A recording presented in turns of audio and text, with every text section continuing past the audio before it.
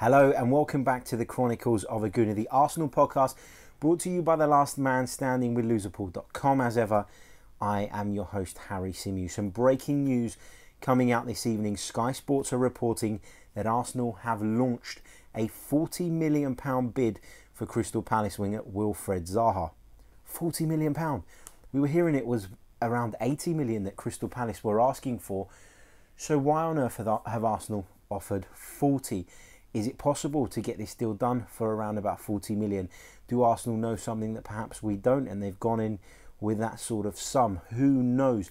Let me know what you guys think in the comments section below. Would you have Wilfried Zaha at Arsenal? And I mean, without going over the same thing that I said a couple of days back, I'd like to see him come to the Arsenal, but not if it means we can't strengthen defensively, because for me, defensively is where Arsenal's real issues lie.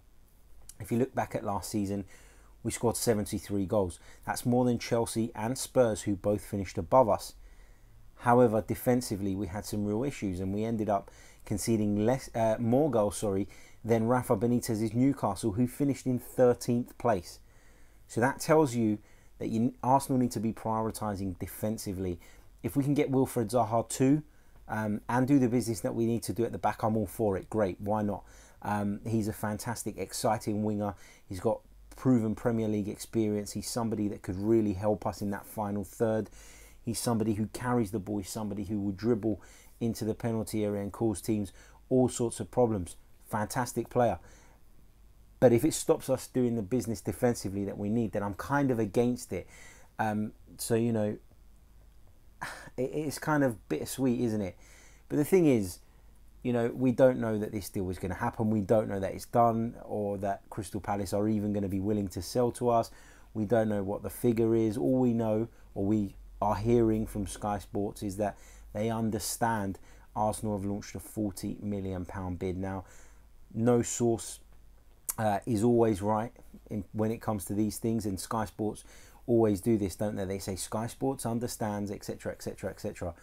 And you know, that's fine, but it must be coming from somewhere for them to be reporting it. A reputable media outlet like Sky Sports don't often put their neck on the line with things unless there's a certain degree of credibility to the story that they're talking about. So I do think that there is more to this. I do think that something is going on.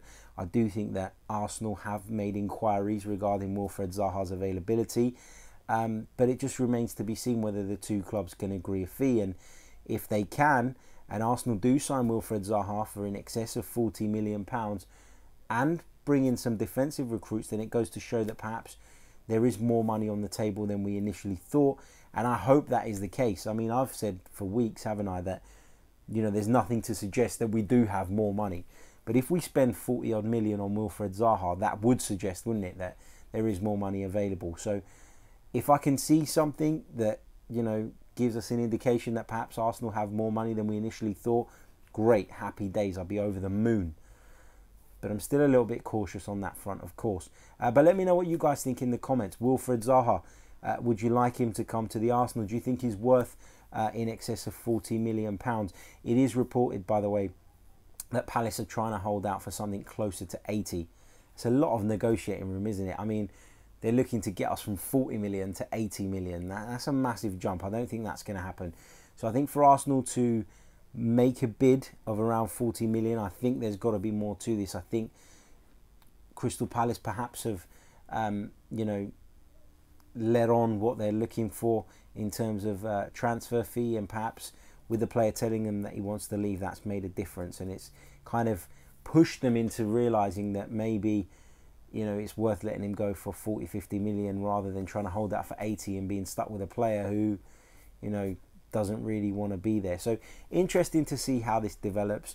I haven't done any preparation for this. I just thought I'd jump on here in light of the news notifications probably coming up on all of your phones at the moment from the Sky Sports app with this story. So let me know what you guys think, and we'll be back tomorrow with more.